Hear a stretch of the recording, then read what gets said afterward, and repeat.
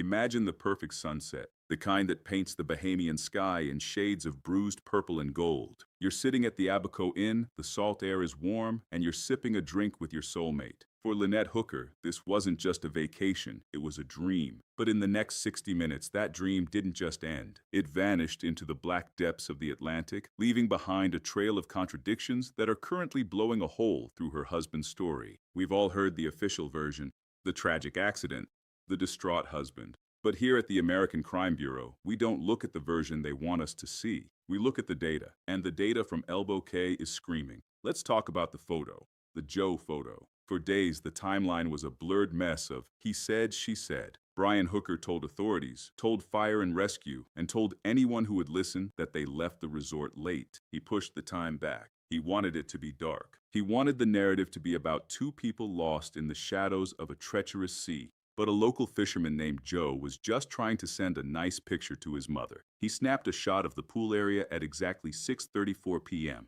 And there they are. In the background of a casual tourist snap, we see Lynette. She's wearing a black bathing suit and a green cover-up. Remember that green cover-up? It's a detail Brian somehow forgot to mention to the police. But more importantly, look at the sun. At 6:34 p.m. in the Abacus, it is bright. It is blinding. It is broad daylight. Brian claims they left around 7:30. The surveillance footage from the inn shows them walking toward the dock at 6:38 p.m. That is a 1-hour gap that Brian Hooker cannot explain. Why would a man lie for about 60 minutes? In a world of tides and currents, an hour is an eternity. If they left at 6:38, they had at least an hour of usable daylight. The trip from the dock to their yacht, the Soulmate, is a 10-minute run, maybe 15 if the water is choppy. So, if everything was fine, as Brian claims, why did it take 9.5 hours for that dinghy to be spotted the next morning? Think about that. A 10-minute trip turned into a 9-hour drift. Brian says he was paddling. He says he was fighting the wind. But the locals? The people who have spent 20 years navigating these specific channels, they aren't buying it. They look at the pilings, they look at the shoreline, and they see a path Brian could have taken. A path in 2 feet of water where he could have literally stood up and walked the boat to safety. He didn't take it. Instead, he drifted, or so he says. The investigation is officially ongoing, but the atmosphere on Elbow Cay has shifted from sympathy to suspicion. You can feel it in the way the locals talk. You can see it in the eyes of the staff at the inn. This wasn't a trouble in paradise situation.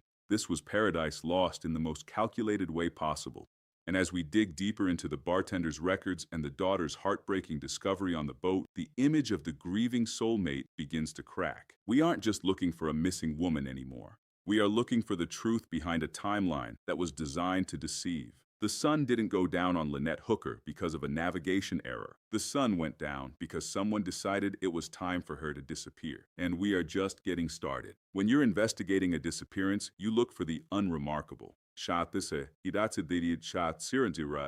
Because in the world of forensic psychology, the most chilling crimes often happen in the middle of a perfectly normal afternoon. To find out what really happened before the water went silent, we have to look at the man who saw them last. The man behind the wood, Ken Sweeting. Ken isn't just a bartender. He's a 20-year veteran of the craft. And if there is one thing a veteran bartender knows, it's the vibe of a couple. He knows when a pair is celebrating, when they're fighting, and when they're trying far too hard to look like everything is okay. At 4:30 p.m. on that Saturday, Brian Hooker walked up to the bar, alone. Lynette didn't stop to talk. She didn't order. She walked straight past the bar, straight toward the pool, disappearing from Ken's line of sight. Brian, however, was social. He was calm. He ordered 2 rounds of drinks, Bacardi Light and Coke, Cuba Libres, a classic high-sugar, high-energy choice. But pay attention to the details Brian provided versus the reality Ken recorded. Initially, the rumor mill, the one Brian likely helped feed, suggested they were drinking rum and sodas. It sounds lighter.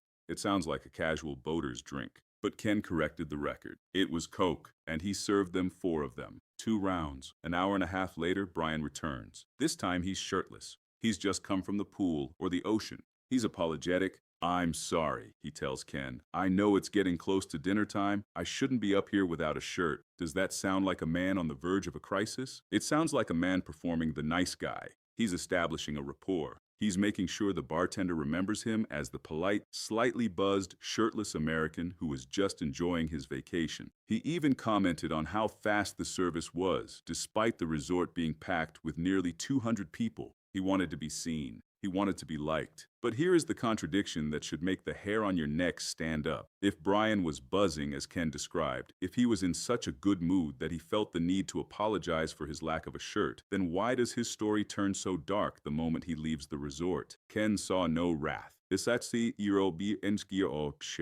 He heard no raised voices. He saw no signs of a struggle. But that's exactly the problem. In many domestic disappearances, the perfectly normal behavior is the red flag. It's the mask.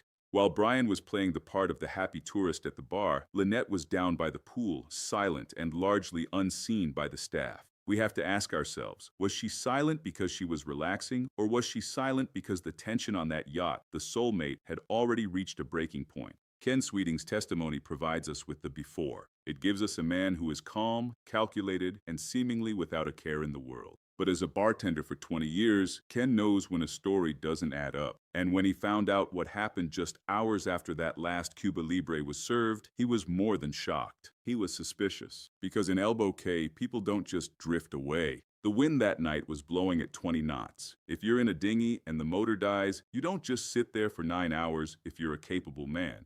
You paddle. You move. You head for the lights. But Brian didn't. He waited for the sun to come up to tell his story. He had 4 drinks, a polite smile, and a shirtless apology. But he didn't have a wife when the sun rose. And as we move from the bar to the deck of the Soulmate, we're going to see exactly what Lynette left behind, and why her daughter believes her mother never intended to leave that boat alive. There is a specific kind of silence that exists inside a home when the heart of it is gone. But on a boat, a confined floating vessel called Soulmate, that silence is suffocating. For Carly, Lynette's daughter, traveling from the cold reality of Michigan to the deceptive turquoise waters of the Bahamas wasn't a choice. It was a mission. She didn't come for a vacation. She came to reclaim the pieces of a life that Brian Hooker seemed all too eager to leave behind. 2 weeks. That is how long Carly sat in the dark, waiting for answers that never came. 2 weeks of hearing Brian's shifting timelines and his sketchy explanations before she finally stood on the deck of the yacht her mother once called paradise. When Carly and her boyfriend Steve finally stepped onto the Soulmate, it wasn't just a search for evidence. It was a freight train of grief. Imagine walking into that cabin,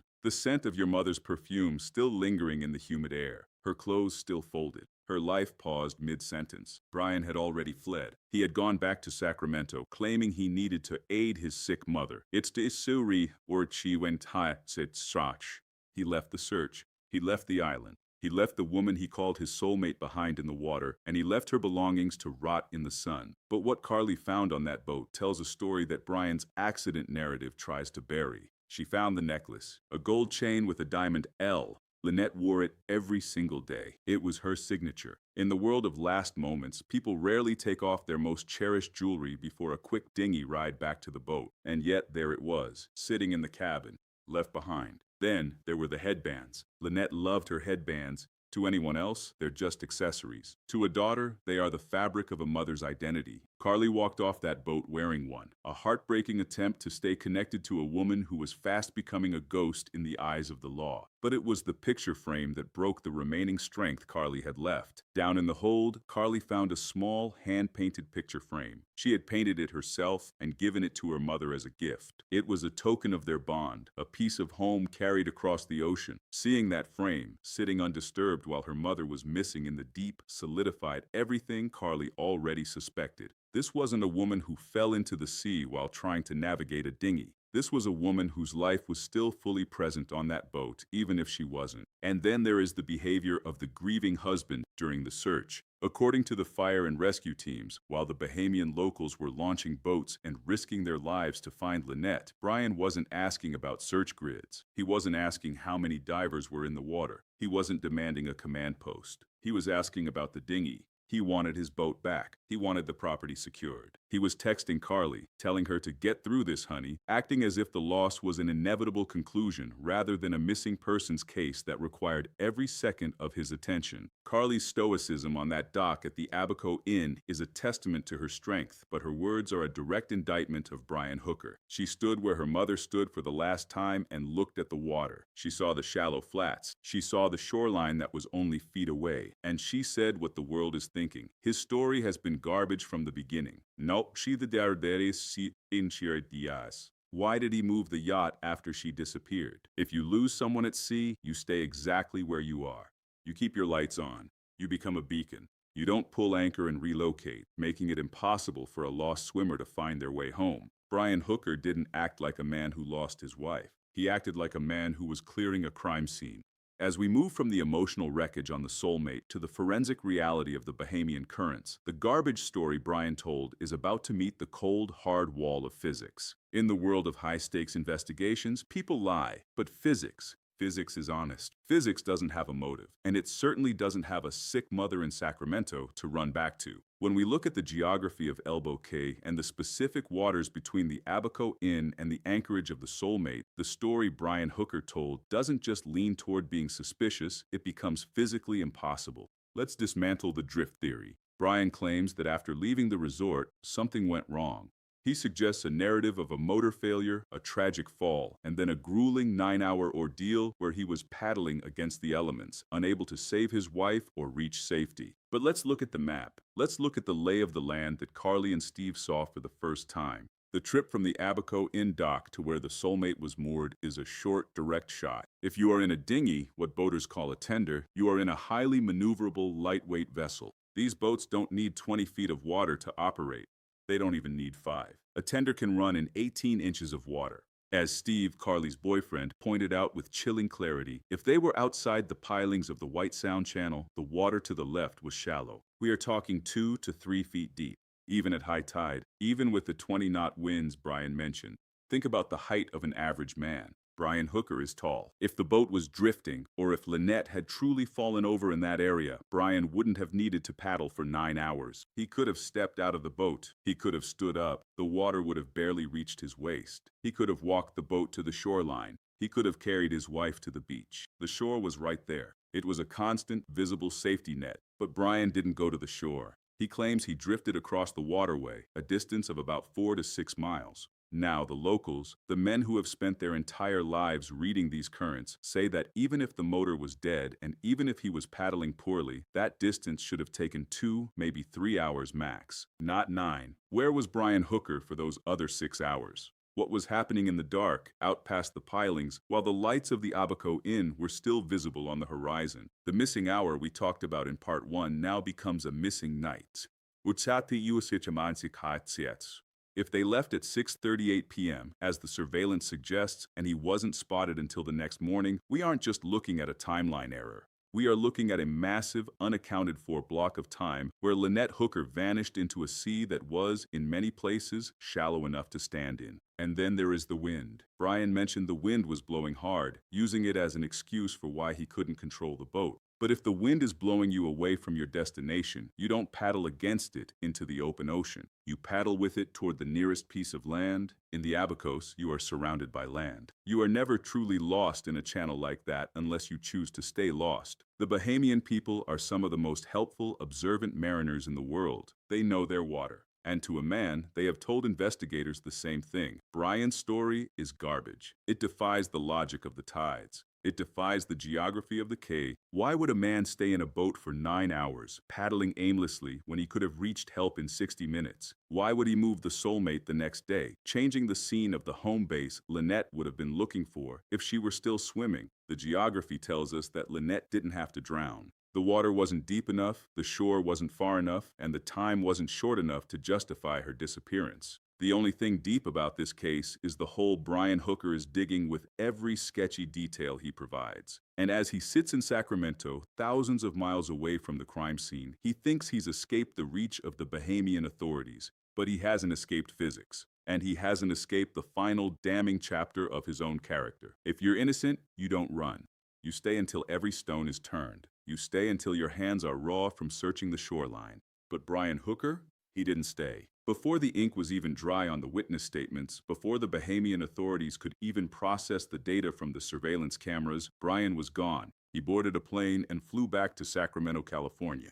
He claims he left to aid his sick mother, a convenient excuse that the locals in Elbow Cay find as transparent as the water they sail on. Think about the character of that move. Your wife, your soulmate, is missing in a foreign country. You are the last person to see her alive. You are the only person who knows what happened in those missing hours between the Abaco Inn and the anchorage. And yet, you choose to leave the search. You choose to put thousands of miles between yourself and the investigation. To Carly, Lynette's daughter, this was the final crushing blow. She looks at a man who claimed to love her mother and sees a stranger. She sees a man who, when she texted him for answers, told her to just get through it. That is not the language of a grieving husband. That is the language of a man who is finished with a task. And then there's the issue of the new evidence. The Royal Bahamian Police are holding on to the full surveillance video with an iron grip. They wouldn't even give a copy to Carly, but they did let her watch it. And when she saw her mother walking toward that dock at 6:38 p.m., walking toward a boat she would never return from, the pain was compounded by a chilling realization. Brian had lied about the time. He had lied about the clothes. He had lied about the mood.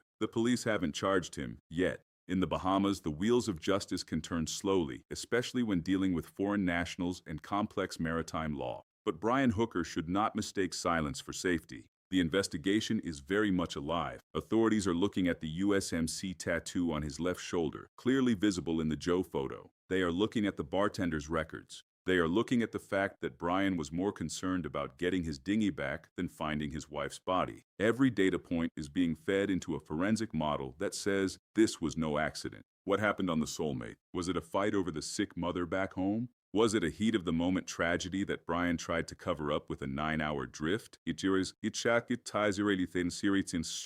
Or was this a calculated move in a paradise that was never as peaceful as it seemed? Lynette Hooker was a mother, a daughter, and a friend. She wasn't just a missing person in a black bathing suit. She was a woman whose life ended in a channel where the water was shallow enough for her to stand up. If only someone had helped her. Brian Hooker is back in Sacramento now, sitting in the safety of the suburbs. But he left something behind in the Abacos. He left a trail of contradictions. He left a daughter who will never stop fighting for the truth. And he left a case file at the American Crime Bureau that we will never close until justice is served. The Bahamian sun has set on the search, but the light is just starting to turn on for Brian Hooker. And as the authorities move closer to a formal charge, he'll realize that no matter how far you fly, you can never outrun the tide.